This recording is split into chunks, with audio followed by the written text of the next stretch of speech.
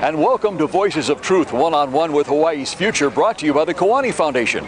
I'm Ehu Kahu Cardwell, and here we are today in Washington, D.C., on the National Mall. We have a fascinating guest on the show. Let's go on over here and meet him. Koahi, aloha. Aloha, Ehu, Peha. Mai kae. Great to have you on the show. Koahi Wong. And you are one of the Kiwani Foundation directors, aren't you? Yes, I am. Wonderful. Well, we wanted to have you on the show today because you have a fascinating history regarding Hawaii, not only Hawaii, but also the East Coast here, and what you've been involved in all these years. So we wanted to find out about that. So first of all, let's talk about where we are. We're on the National Mall in Washington, D.C., standing in front of the Ku'e petition display, yeah? Aye. And this is an awesome display here. Thousands of names that are representing some of the signers of the Ku'e petitions back in 1897 who said no to the annexation This is true. of Hawaii to the U.S. And because of these names, the annexation failed, didn't it? The first time. The first time, that's right, excellent. So that's the history of this, but let's talk a little bit about you. Let's walk this way. And so you grew up in Hawaii, yes? This is true, in Honolulu. In Honolulu, wow. Pu'unui. Wow, and so how many years did you live there? Oh, up until I left, which was in the early 70s. Early 70s, so you spent your formative years in Honolulu. Yes, I did. Wow, and what was that like growing up then? Well, like anyone back home, living the good life of being Hawaiian at home. Wow. So when you were 20 or so, you left? I left. Well, I actually left first to during the Vietnam era. I spent some time in the Navy. And went up here to Mokohono for a while, and then back home and finished up my time at Halava Heights. Wow. At the Fleet Marine Force of the Pacific. Wow, so you actually served in the U.S. Navy? Yes, I did. So you saw a little bit of the world when you did that? I saw a lot of the world. Wow, wow. But at some point, you decided to move. Yeah, this is true. And tell us why you moved. Well, I moved because after being on the mainland during this time, I wanted to see more and learn more. So I moved in 1973 to the west coast of San Francisco. I was there for about 4 years, and then moved here to Boston. And after I was here for a while, I went on a long trip to Europe. Wow. I was there for about a month and thought and I liked it. So as a young man, I had this dream of keep going east until I ended up back home. I wasn't able to find work in London after trying for about a month, so I went back. Went back to the East Coast here in Boston, where I've been since that time. So why did you decide to settle in Boston? Well, I visited Boston for about 3 months in the summer, and that was in 1975, and I liked it. I liked Boston, the city, the history, and all of it, and decided to make it my home.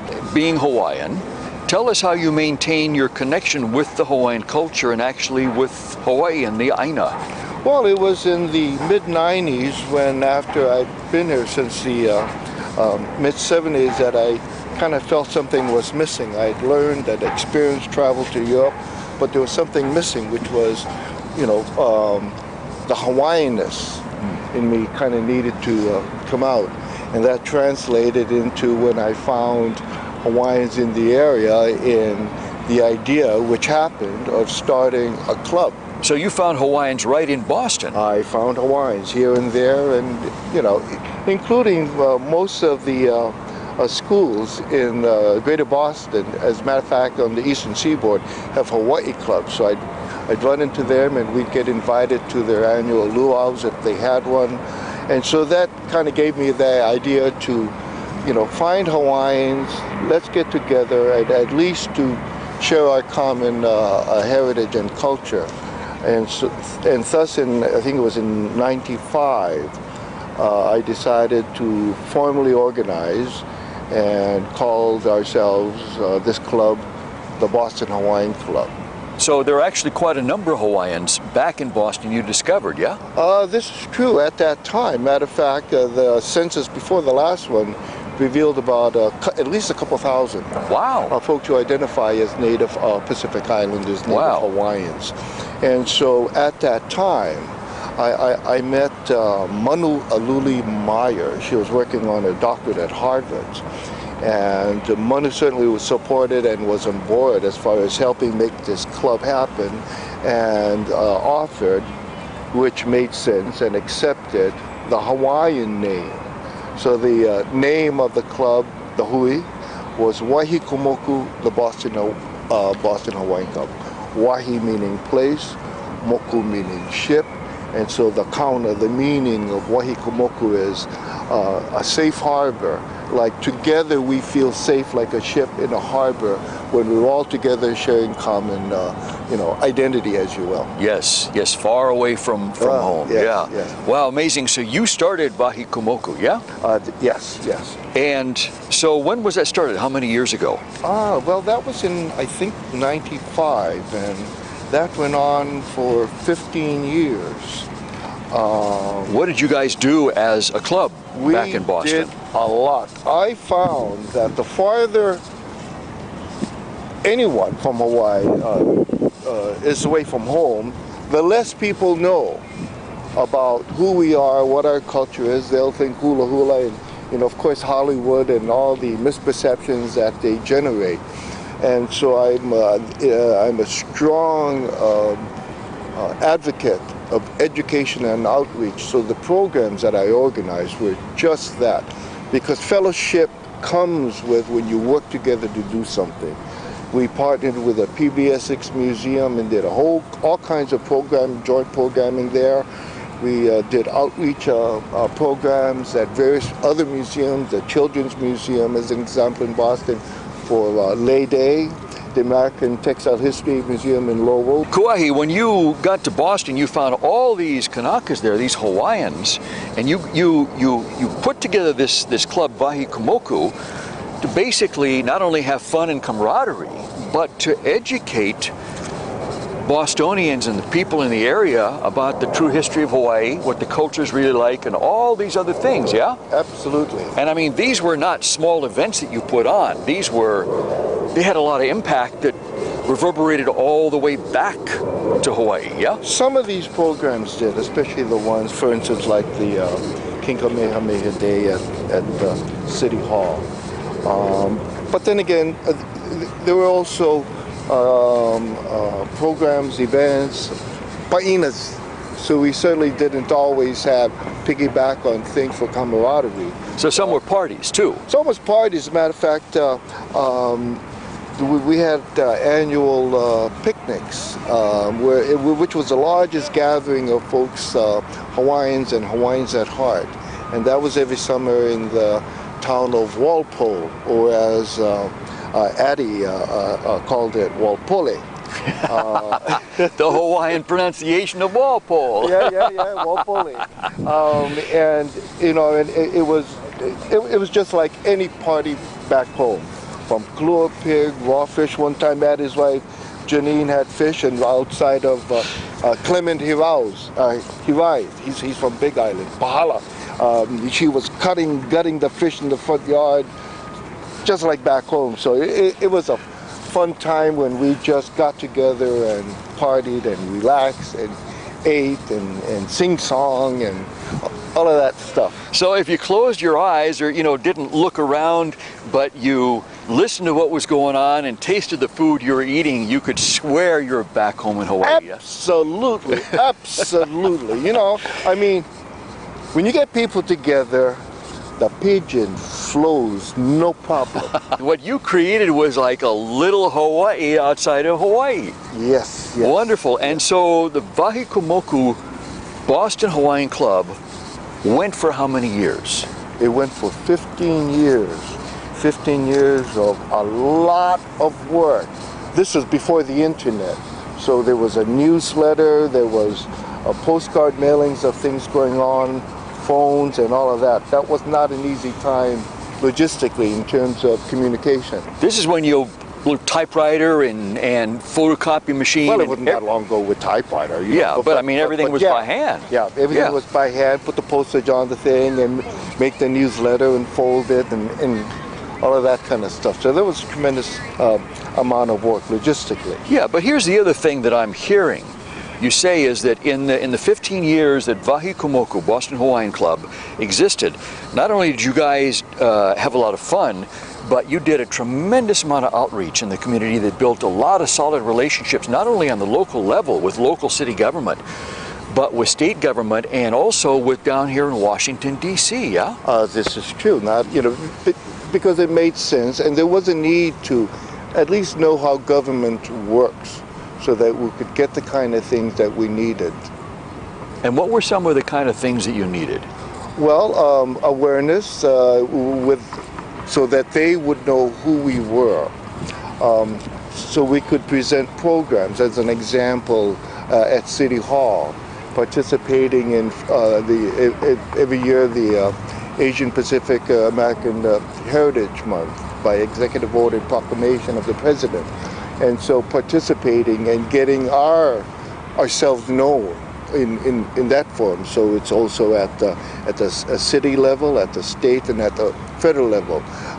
I retired with 30 years of government service. I used to work for the regional office at the Environmental Protection Agency, so I understood about government, how it works, and the things that they support, as far as bringing in groups during this time and other times during the year, for outreach, to add diversity.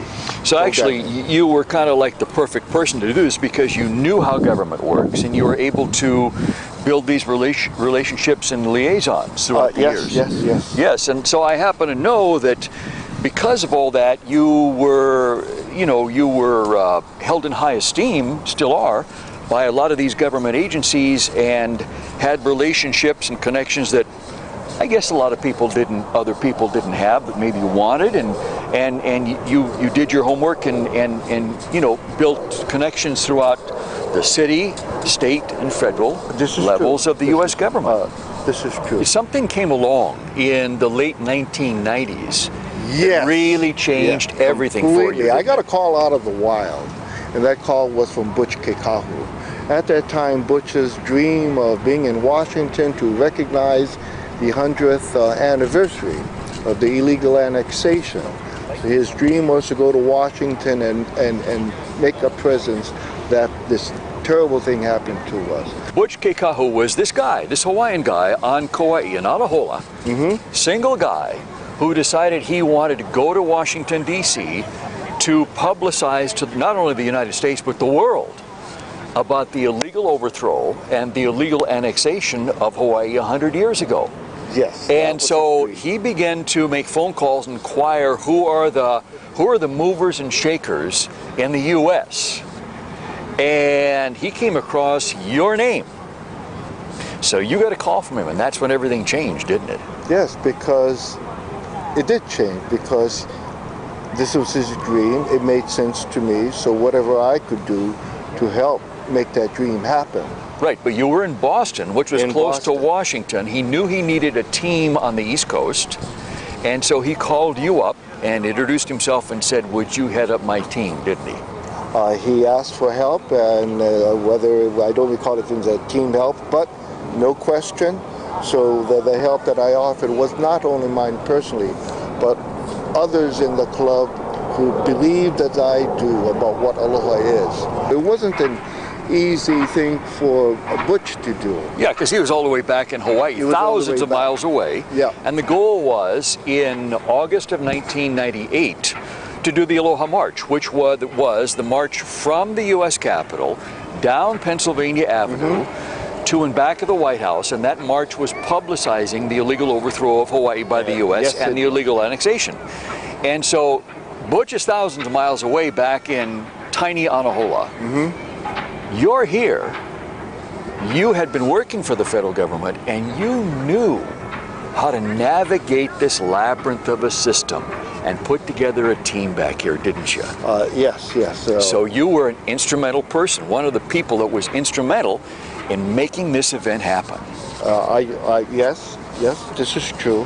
And there wasn't a choice because they didn't know how, as you use the word, maneuver your way through the federal permitting process from the Park Service and all the other levels of government that you have to deal with in order to do something like this. You worked many months, almost a year. Long and hard. It was a lot of work. A lot of work. I lived and breathed, and I'm not the only one. You know, it took more than my effort to make this happen. It took the efforts of the folks down here at that time, Pumuhula Mahina Bele and his alakai, then Manui Kaika, and Carol and Wong, and a whole bunch of folks down here, and then folks up in Boston. I flew down to here to Wakinikona to make arrangements for a hotel for the folks that were coming from Boston and the West Coast. And it was then that I found out that more help was needed. So it was a lot of work, but it wasn't only me. I did what I could, as others did. Sure. But it took a lot of people to make this happen. So it worked day and night, many, many months, almost a year, Yeah. and then finally, August of 1998 arrived. Butch Keikahu and his ohana, his family, flew into town, as well as many, many, many other people from Hawaii to participate in the march. People came from all throughout Hawaii, as well as all throughout the U.S., converged on Washington, D.C., and the day finally came, and the march happened. And what was that like for you? Well, remarkable, emotional, that this simple man from Anahola, who was called Pupule by more than one person, for this idea that he had to make his presence, make Hawaii's presence, that was his dream, to be here in D.C. on the 100th anniversary of the illegal annexation. No one else back home thought, or they may have thought, but they didn't act on it. It wasn't easy for Butch to raise the money from fundraising beef stew things back on Kauai and beating the bushes and asking for kukua and all of these things. Where were the other organizations that had the kala to do something like this? No one but this simple man from Anahola. He accomplished what others should have thought about and spent time and resources that they had. But it got done, thanks to Butch and others like myself who shared his dream. The second Aloha March was in 2000, and then in December of 2001, unfortunately, we lost Butch Keikahu passed away. Yes. And he passed away 56 years old from diabetes, which unfortunately, but realistically, is not that uncommon for Kanaka Maoli Hawaiian people. Before he passed, and he knew he was going, Butch being Butch, he always set up his stuff in advance. I remember one of the things he used to say over and over and over, which is, we always walk our talk. We always walk our talk. Yes. That was so important to Butch, more than anything else. Well, actually, there were two things. Number one, that was one. The other thing was always, always, always do everything with aloha. Absolutely. So before Butchie passed, he designated certain people to carry on the work of the Koani Foundation, yes? He did. And one of the people he asked to become a director was you. He did. And what did you tell him? Well, no question. No question. Why? Of course. Why? Because I believe in the man and his dream. He realized that when he was in Washington, but it was more than just being in Washington on that anniversary of the illegal annexation. It was to continue in that path of education and outreach. That's what we accomplished in '98. Education and outreach of what happened. What's important about this here today?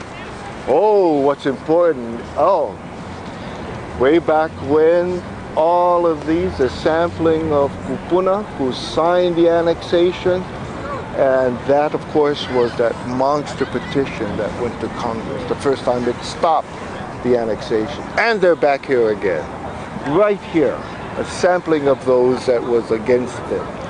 You know, so We're here, I am, because I have my kupuna, kahilihiva, and kauhi here. So you actually have ancestors that signed the monster petition, the Ku'e petition, but their names are on these signs here today, yeah? Yes. Wow.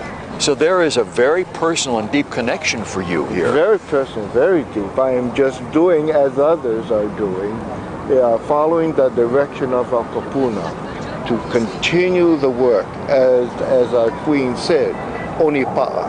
And why is that important to you? It's important to me because I am just continuing the work that my ancestors did. What happened to us is wrong, and I'm going to do the best I can to correct that wrong, starting with education outreach, just like what we see here today. I have family, a lot of family on the West Coast, in Seattle, in Tacoma, elsewhere, and I'm not the only one. People cannot, Hawaiians at heart, and people from Hawaii cannot afford to live back home, that they have to move to the mainland. We want to go home, but how can that happen? That can't happen. People can't afford to live back home because all kinds of folks going back home, all of this development, high rises, a cost. It is difficult to have a decent life back home. That's why so many people move away. Because they just can't afford it. Can't afford it. They want to live there, but they can't. Can't afford it, absolutely. And so one of the things you want to see happen in the future in Hawaii is for people who want to live there, people who want to move back home, that they can. Yes, to get a decent job, to get a decent home, to live back home and be amongst people who know what aloha is all about. So you can eat your fish and your poi and all of this stuff, as opposed to trying to make do with what you got. But why should we have to make do with that? We don't have a choice. You just said something that was really key. You said to know what aloha is all about. This is true. You know, Butch Keikahu of the Kauani Foundation, the guy that did both Aloha marches, that little guy from Anahola, Kauai, he knew what aloha was all about, didn't he? Absolutely. And you know what aloha is all about. Oh, of course, I'm Hawaiian.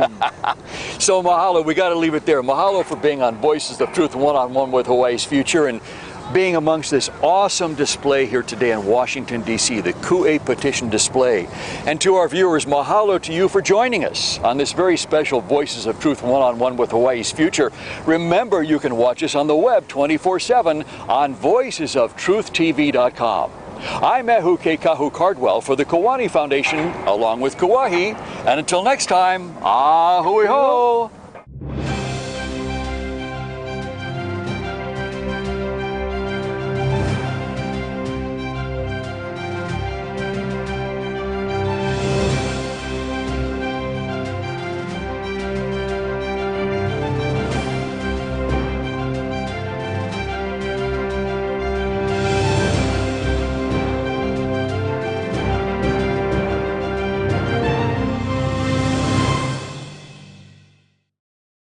Mahalo for watching Voices of Truth one-on-one with Hawaii's Future.